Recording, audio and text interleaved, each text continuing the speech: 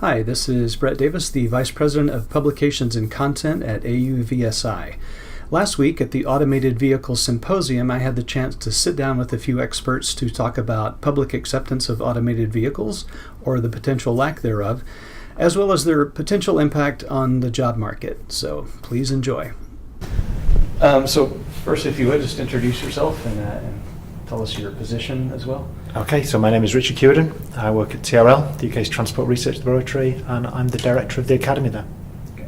So you've been doing some demonstrations, I guess, in the UK, and you're looking at, as part of that, I think, public acceptance or public reaction to automated vehicles. Can you tell us a little bit about that work?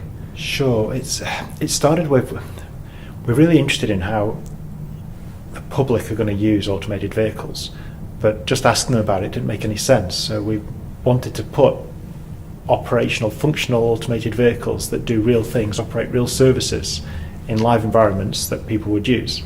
So we've put shuttles, pods in a public semi-road environment. It's not where you would get other cars or motor vehicles, it's where you get pedestrians and cyclists. But you can run from a hotel down to an Emirates Skyway or down to a residential area. But people can actually go in those vehicles. They're autonomous, but they have a steward on board, for safety reasons, who's overseeing it. But to all intents and purposes, they're being moved around by a vehicle that no one's steering. Okay. And then you can question them, see what they thought of it. And the steward, so is he obviously not operating the vehicle so that people can see that it's doing its own thing? Exactly, okay. Yeah. He's got a screen, or he or she. And that screen gives them a lot of information about the vehicle. And if they need to, they can take over if the vehicle doesn't behave well.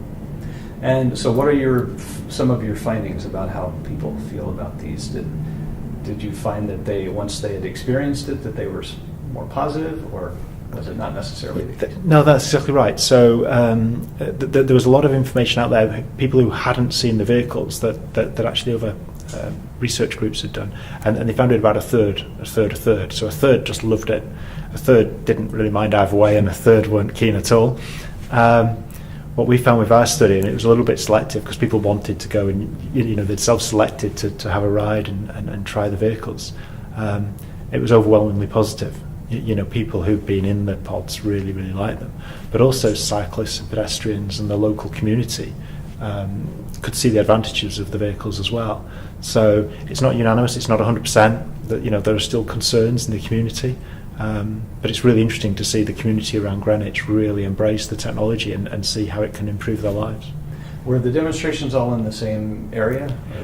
Yeah, a very similar area. It's around the Royal Borough of Greenwich, and similar sets of environments where we delivered the goods. So in terms of it was groceries in this case, but home delivery of groceries autonomously was really interesting because that was on a roads where you'd have other vehicles, and so operating in that environment was quite interesting. But also making sure that you deliver goods of the right quality, and that people still needed a human being to bring the goods to them, so there's still an operator role. But yeah, that was kind of interesting because that got a lot of attention.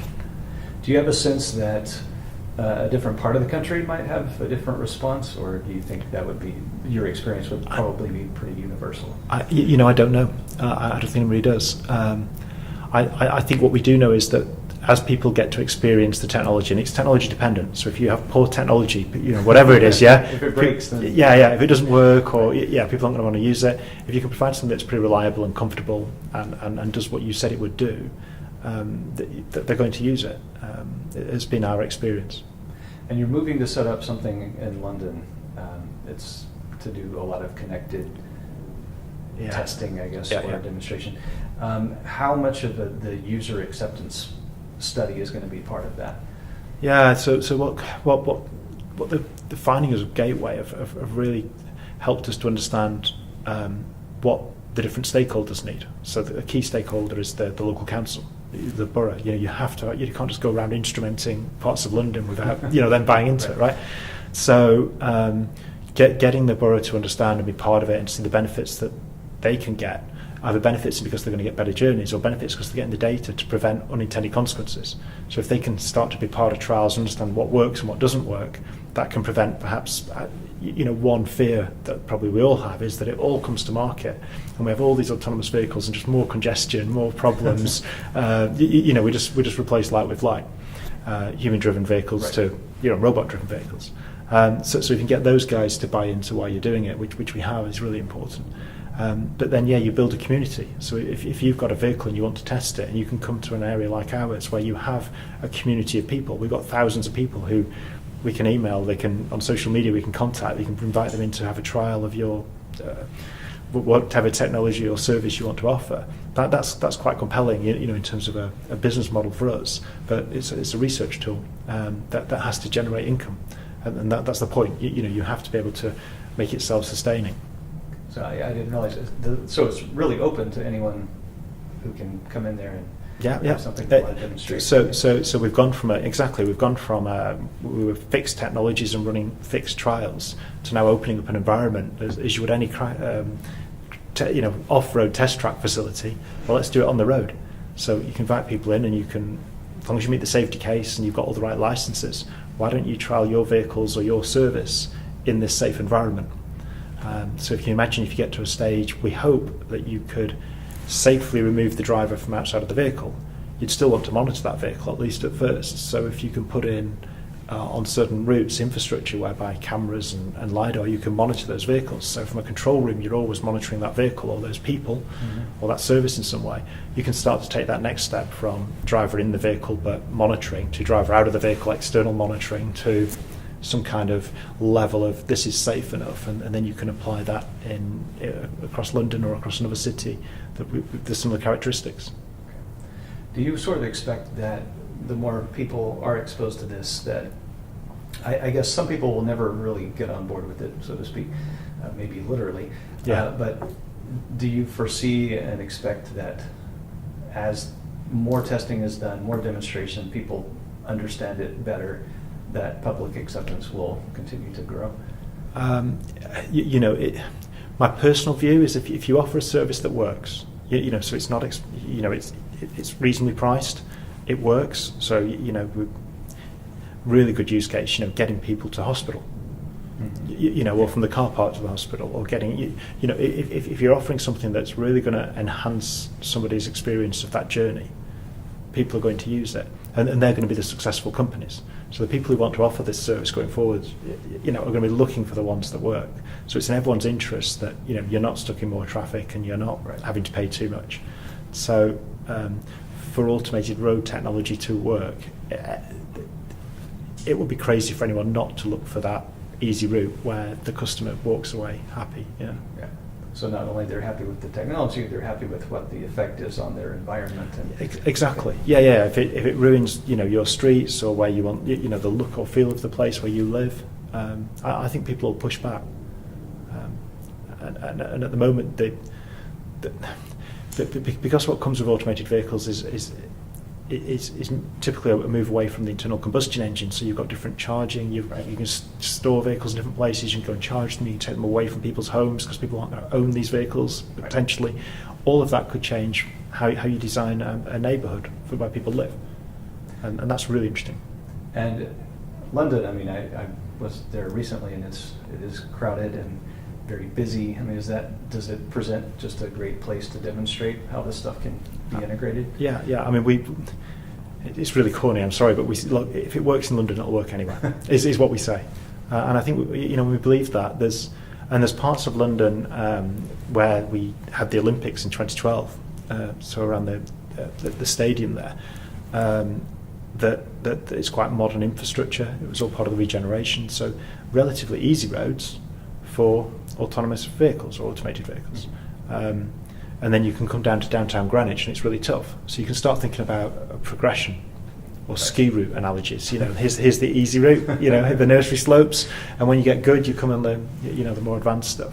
And so we'd like to think that people could come and start to work with us and use that environment to enhance their technologies and understand how their vehicles can get to a level of, be that a regulatory set of standards, if that comes about, or meeting some local requirements, perhaps with a city operator.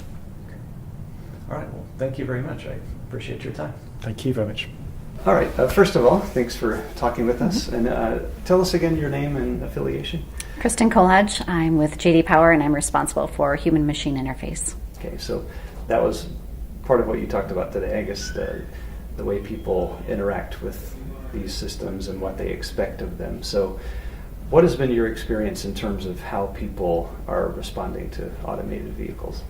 There's been a continuing level of hesitation and skepticism towards automation from the United States public. And much of this is rooted in fear of technology failure, really understanding what the technology can do, and just a fear of the unknown at this point in time. And we've been seeing this level of skepticism growing over the years and not necessarily making a progression. And so this is where an opportunity for industry to be able to help shape what the consumers understand about the technology and help move that opinion towards a more positive direction. So in terms of how people feel about it, you said it's not exactly a linear progression. So when we have an instance like the recent fatal crash, does that have a big impact on people's response? It does. I mean, we recognize that this level of trust with automation is fragile. So consumers, hear something positive and kind of shifts their momentum, and then they hear something negative and it certainly shifts their momentum as well. And much of this is where the recognition of what we say and publicly and that type of messaging is really important to recognize what long-term impact that is having on consumer acceptance and trust and perception of automation. And so incidents like the Uber, incidents like what happened in Las Vegas with the Navia shuttle at that point in time, in some cases the level of fault isn't necessarily clear from the headlines that are out there, and the headlines that are out there might be a bit more negatively skewed towards, the incapability, if you will, of automation, and that it's really underperforming to what it was supposed to. And that's not necessarily the full story. And we have to make sure that we're providing all aspects of this story to the consumers so that they can really get a holistic picture of what this technology can do and really level set the expectations. So the headline might be driverless car hit something when the reality might be something hit the driverless car. Absolutely. I mean, that was exactly the incident with the shuttle incident that happened in Las Vegas. I mean, the headlines were all about the automated vehicle getting into an accident, and in many cases it was highlighting in its first day of operation, which was trying to set up the premise of, didn't you know it failed right away. And really the reality of the situation and what you found much deeper down in the story was that the shuttle itself actually performed as it was supposed to. It was the driver of the other vehicle that was at fault. The shuttle recognized the situation, stopped, performed appropriately, but that message didn't come through and really wasn't the lead story. And it was really a missed opportunity, actually, to be a lead story, because to give praise to that shuttle vehicle because it did perform really well. Mm-hmm. And with some of the other incidents, the people are not operating the system within the parameters it's supposed to be operated in. So I'm thinking of the Tesla crash that was mentioned. Mm-hmm. Does that word get out? And how do you, without blaming the poor person involved, right, how do you kind of let people understand that they were pushing it a bit more? Exactly. I mean, this is a huge opportunity for industry overall, is setting consumer expectations of what the vehicle can do, what it cannot do, what's beyond its capability, as well as what the driver's role is. And we've seen through our consumer data at JD Power where majority of the consumers that are buying these ADAS technologies are leaving the dealership without any explanation or demonstration of these technologies. And in many cases, that same consumer has had no prior experience with that technology. So now we have a large portion of the population that is essentially sent to learn how to use this technology on a trial and error basis, and that's not setting us up for success. And so what we're seeing with some of these higher level automation systems, like the Tesla example that you mentioned, is people are essentially testing the system, not necessarily knowing its full constraints and what they're intended to do. So we've missed that opportunity to provide that appropriate education. It also exhibits a situation where people are becoming over-trusting of the technology, and that's another issue, right? So while I started out this conversation talking about lack of trust, we're seeing for those consumers that experience the technology, in some cases that pendulum's quickly swinging to an over-trust situation. But again, that is rooted in this lack of information about what those constraints are and what that role of the driver should be. Yeah, so both of those extremes, like you said, they just don't understand it. Mm-hmm. So they're either going too far one way or the other. And you mentioned that people do expect their car dealer, to educate them on that, but often they don't. So will they have to change their behavior, or will the automakers need to get involved and offer classes? This is a white space opportunity, and really the script has yet to be written here. Lots of opportunity.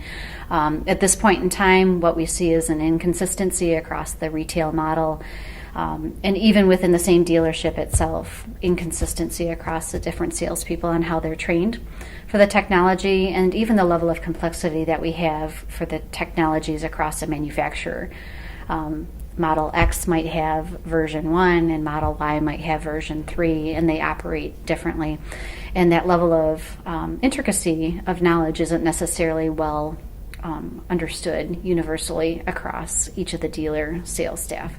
So this creates an opportunity for us to say, what can we do more consistently, more accurately, and more universally across the entire population, so that we recognize for all of these new vehicle purchasers that they're getting the appropriate education. But I would also argue that there's an opportunity for the people that aren't buying a vehicle from a dealer, right? So maybe they're buying a used vehicle.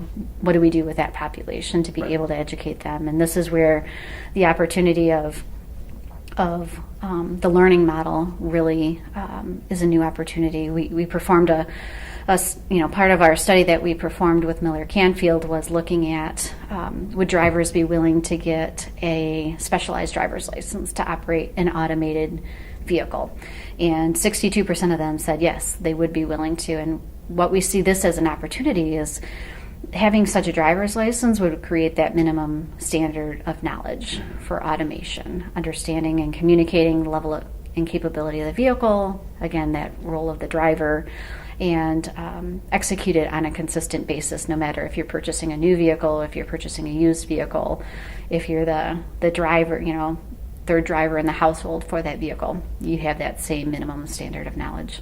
Yeah. And these are the people, obviously, who are willing to buy a system and use it. What about the people who are still very much on the fence about, is the technology safe? Do I want to have anything to do with it?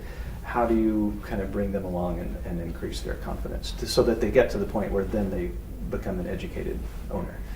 Well, one of the areas that we see as a prime lever is experience. And some of this experience for those consumers that are more on the negative sentiment at this point in time, unwilling to ride, uninterested in the technology, lack of trust in automation in general, is experience, but watching other people's experience. So as we have these public trials out there, as there is a higher proliferation of this technology, as there are more media information publicly available, all of these help to grow that knowledge base, help to grow that experience level.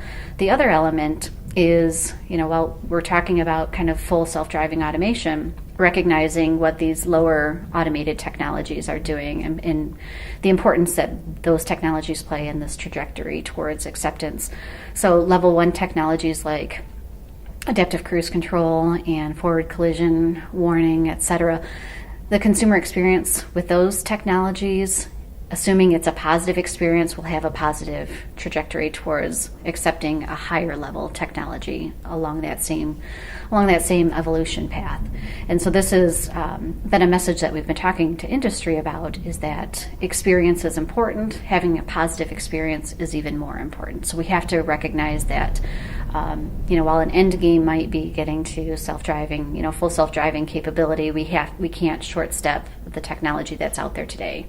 So again, that goes back to making sure the consumers understand how to use it to its full capability, and build that trust at these lower levels so that then they'll want that next level of automation. But people they get in automated systems all the time.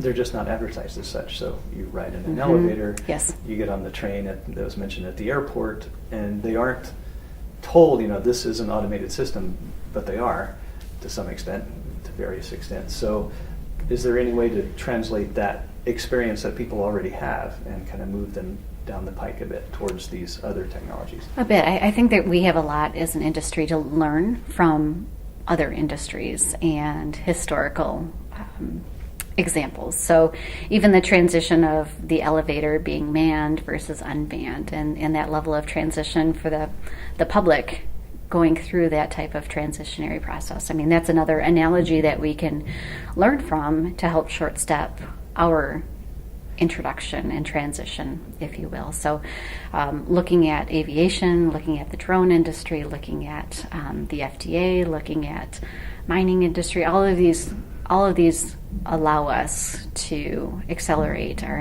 adoption process. So in order to adopt or to get these systems out more extensively, I mean, you may not ever, some people just may never want anything to do with it until it's just ubiquitous, I guess.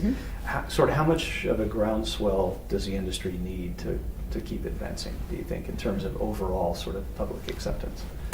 That's a really good question. I don't know that I have a direct answer to a groundswell. Maybe taking it from a different perspective, we see an opportunity with some of the younger generations at this point in time to be able to maybe be those early adopters, if you will. Consistently within the United States, Generation Y, Generation Z, so essentially those born 1977 or after, have been the most trusting and receptive and interested in these alternative mobility models, including automated vehicles. So it could be an opportunity for us to really flip the traditional model on its head, where the traditional model is, let's roll out the technologies that are more expensive and new and advanced, to premium vehicles, which typically are acquired by a wealthier or older population. But that's the population that isn't as receptive at this point in time. So can we flip that model on its head and go more towards these generations, this Generation Y and Z, and since they're accepting of it, let those other demographics watch their experience from afar and then come on board in a reverse pattern. Okay. And do ride-sharing companies that are also incorporating some of these technologies, do they have a role to play there as well? Yes, absolutely. I think the rideshare companies, they play a role in that concept of experience, right? So it's a low commitment model. It allows you to experiment and do a one-time ride and certainly determine if your experience was a positive one, if this is something that you would like to do more often. We're participating in a survey with MCity for the Level 4 driverless shuttle that's incorporated on their campus, and we're really anxious. We'll be studying both the riders' acceptance as well as other road users, so pedestrians, bicyclists, other motorists that might be interacting with that shuttle. And we're curious to see how that experience and acceptance of the technology changes over time. So that's another example where it's a great model for the public to be able to experience the technology and then certainly see what that's going to do to transition their acceptance of it. What's sort of the time frame on finishing that? So the study formally launched last month and will be conducted for the course of one calendar year. So next summer we'll be able to wrap it up, but we'll be doing analysis of the results as we go forward. So we'll be keeping a continuous eye on it. Okay. All right. Thank you very much for your time. All right. Thank you, Brett. Really appreciate the opportunity. So if you don't mind, for our viewers, just remind us your name and affiliation. So I'm Erica Croshen, and I'm a visiting senior scholar at the Cornell University ILR School. And until January 2017, I was the commissioner of the Bureau of Labor Statistics. So labor is... Labor is my field, labor economics, yeah. Tell us a little bit about the school. What does it do? So it's a school that focuses on all things labor. So it has a big group of labor economists, but also people who specialize in labor law and sociology and employment relations and all things associated with the labor market. Okay. So a couple of people I've also talked to, we were talking about public acceptance, and I know that's not exactly where you're coming in, but I do think it's related in terms of the job impact. So I'm kind of shoehorning you a little bit into that area of interest. Just quickly summarize, if you would, what impact you see coming in the labor market from automated vehicles. In a very broad brush way, this is an example of why the U.S. labor market has a lot of churn in it. We are a country that is historically specialized in innovation. We create new products like televisions, telephones, whatever, and when they're new and they're new technology, then we have this sort of monopoly, and we get the profits that come from having this new innovative technology. And then by the time it becomes a commodity, then what happens? Well, then other countries are able to produce these things more inexpensively, and we go on to the next big thing because it's producing the newest thing that gets us the highest profits and the highest wages, etc. So autonomous vehicles are an example of that. They will add churn in terms of destroying a certain set of jobs but creating other jobs. So that's one important way that they'll affect the labor market. They're also going to affect the labor market by changing things like improving safety, right? And that means that we're going to have fewer people killed, fewer people disabled, because we have safer modes of transportation, and that should be good for the labor market and for the people involved as well.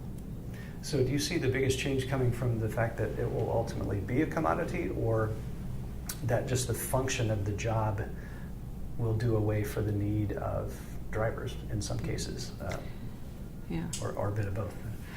Yeah, I mean, it's both. Part of it's looking at long-term versus short-term, right? So the changing structure of the labor market, I mean, that in some sense will be permanent once these jobs are gone, like the buggy whip makers and and the elevator operators. Around, not many, right? Once those are jobs are gone, they're gone, right? But the challenges are more in the transition, when you have people who have been in those jobs for a long time, trained for those jobs, and they disappear. Then how do you move them to other jobs that they can perform so that they don't suffer severe losses? And I think you said we have about a 10 to 20 year window to try to do that. So is now the time to be putting this in place and thinking about this?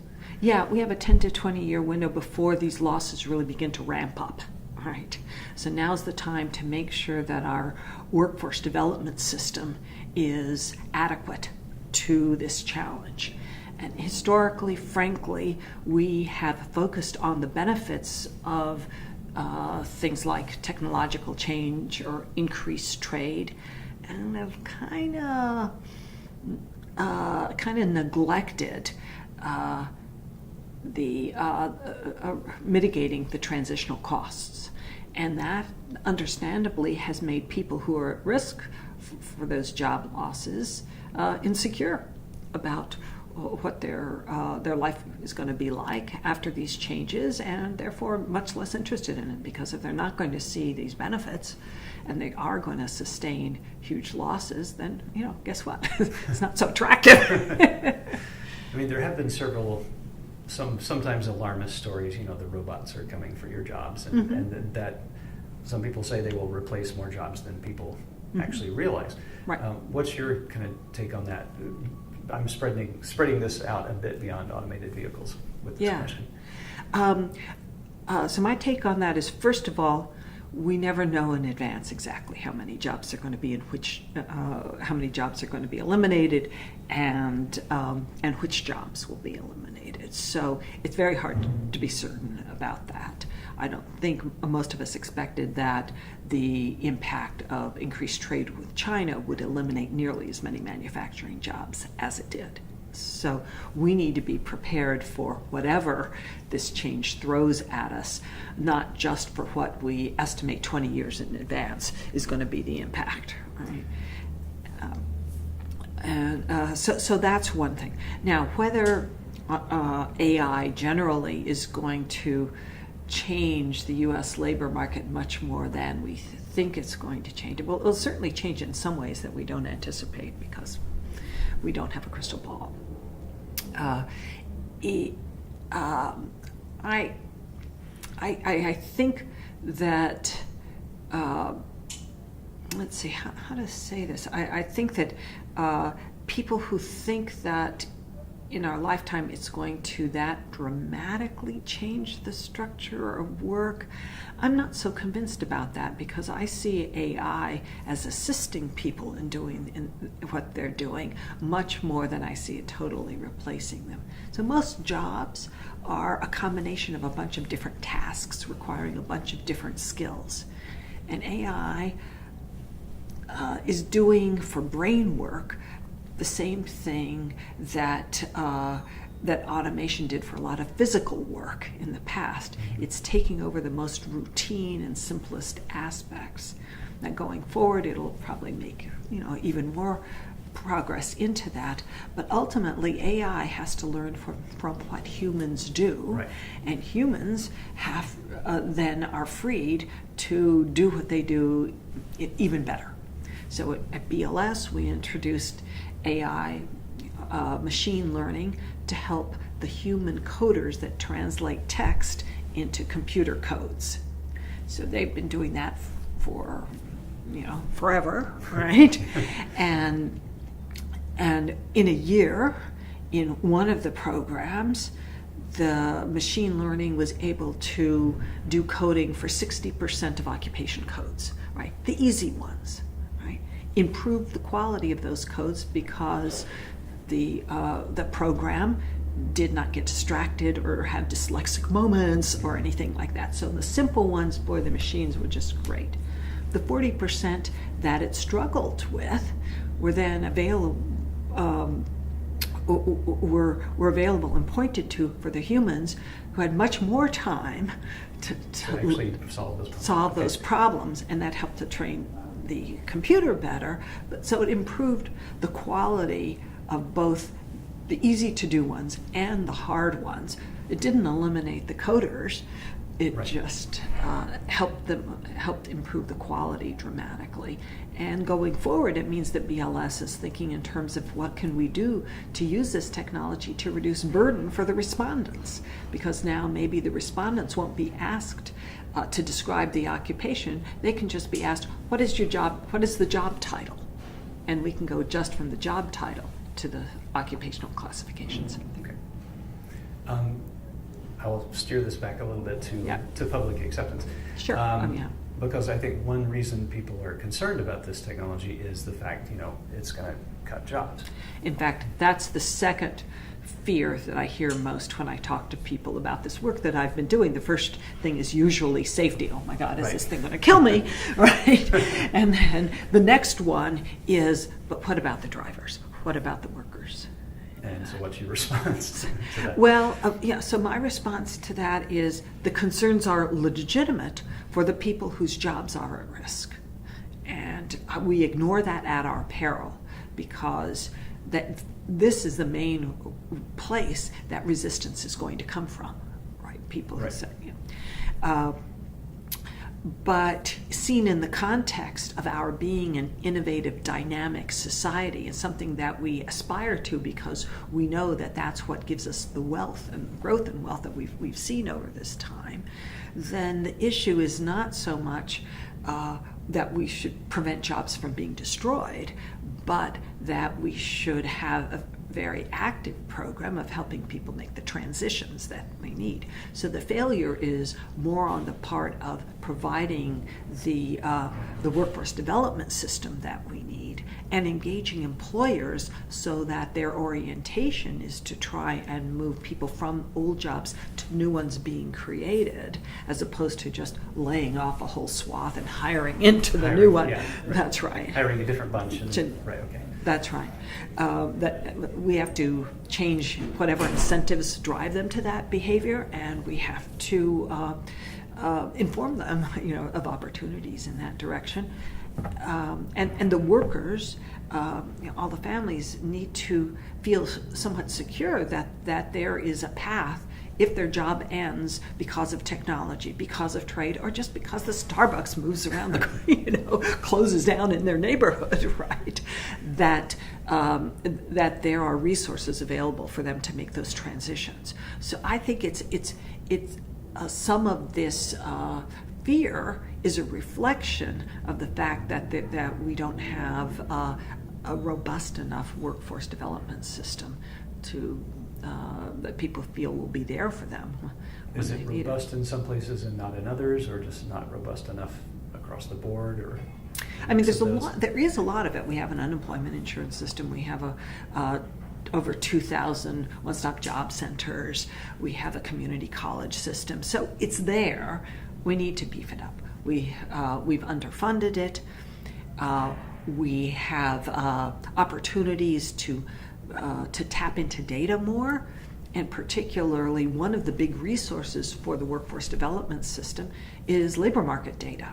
And I was commissioner of the BLS, and I will tell you that the BLS budget has been frozen in nominal terms for the past decade, while wages have gone up, while the interest in all of this has gone up, while the cost of technology has been going up and up and up, and expenses for cybersecurity protection have gone up and up and up, and yet our elected representatives have been choosing to starve our labor force agency of information. So we're not oriented in a way that we should be. And I guess part of that also would need to be to fund it adequately and have it be robust enough, but also for the people to know about it and to understand what's happening with the job. So how do you go about doing that? Mm-hmm. What's sort of the mechanism for that? So one of the mechanisms I think is obviously working through the schools, because this is where people learn a lot about what's available to them, and working through the employers, for employers to actually work actively if they have to lay somebody off, to provide them with information about where they can go to get help to find their next opportunity, and also community organizations. Certainly churches, and temples and mosques, whatever, are another way to reach people who might be in trouble. I mean, people go to their clergy and say, what do I do because I've lost my job? It would be good the clergy to be able to say, well, actually, here's what you do. But if you can forestall that, it's even better. If employers are thinking actively, well, I have this, this good person here who's served me for 5 or 10 years, and say, well, and I'm creating this job over there, how do I transition this person to this new occupation? That may be the best way. I mean, think about it. My generation did not study IT, right? There are almost no IT majors when I went to college, right? And yet you look at my generation retiring, and huge numbers of them are now in IT. So they obviously were able to make that transition. They made that transition, and probably most of them think it was a fluke that they got into it. But this was the invisible hand pushing them, and employers provided a huge amount of that training in the past. They expected to, and they just did it. And frankly, we don't know if the amount of training provided by employers is going up or down or flat, because we haven't been able to conduct the survey of employer-provided training since 1995. Wow. It's a different world. Yeah. And so we might want to know that, and we might want to work with that. So working through the employers who do, we know, provide a lot of training, working through the schools, working through the community colleges, that's really huge. In other countries, there are works councils, so voices for the employees that talk to the employers on an ongoing basis, and that's also a way that communication happens. That still happens in the unionized sector in the U.S., but that's shrinking. So the unions are a main way where workers learn about what their opportunities are, and where you don't have union representation, this communication channel just isn't open. Right.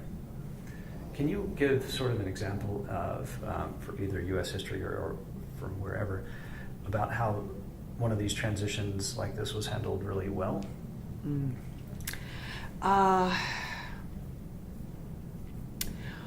Well, I can give an example of one where things worked out all right. Sometimes that's as good as it goes, right? So when automatic teller machines were introduced into U.S. banks, there was a lot of fear of what was going to happen to all the human tellers. Right. And the interesting thing that happened was there was a period of time when the number of tellers went down, but that was brief, because as a result of having ATMs and some other changes in regulation, banks started opening up many, many more branches. So even though the number of human tellers per transaction went way down, the number of transactions and the number of branches went up so much that we actually have more human tellers now than we used to have before. Interesting. So you don't always know, even though in advance you might think that what's really going to happen. I think in the German approach to a lot of technological change is to tell people from the beginning of the careers that there will be training mechanisms there to move them up in their skills as they have more experience, and that's a main mechanism for then moving people into different occupations as they're needed. So you may start on one path, but you have this implicit contract with your employer that says that they will always be training you for the next thing you're needed to do, and sometimes it may take you in a direction that you didn't expect, but you're prepared for that, and there's a whole training mechanism that's there in place to do it. So Germany does have fewer layoffs, and their wage structure is higher, and their wages have kept pace with productivity much more than in the U.S., where wages and productivity started to split apart. Their paths started to split apart in the late 70s or 80s, and the gap between them has just continued to increase that whole time. Well, I think you made the point that, and you've studied some of these dislocations throughout history, and that as bad as whatever it might be, eventually full employment returned. So that's right. So I guess it's a question of how do you get to that? Do you have a lot of pain on the way back to that full employment, or can you handle it better? Right. So you can return to full employment, in the best case scenario, because you move people very quickly into new jobs that pay at least as well as what they got before, and they're off on new trajectories, right? That's that's the nirvana, right? Or you can return to full employment where the people who lost their jobs have jobs, but they are lousy jobs, and they had a long period of unemployment before they even got those jobs, and they've lost huge amounts of wealth along the way. Right? Both of those are full employment, but we can agree that these are very different outcomes. So the fears that these jobs are sort of going to go, that the number of jobs will go away and we will have permanently less employment forever, misses the crux of the matter. The crux of the matter is what happens to the people who, through no fault of their own, find themselves in this situation. So I guess ideally, with the technology, we would both benefit from the safety aspects of it, as well as the economic aspects, and That's as right. evenly as possible. And you'd get more support and broader support for technological change and innovation, because people wouldn't fear the costs and would welcome the benefits. Yeah. All right. Thank you very much. You're welcome. It's my pleasure.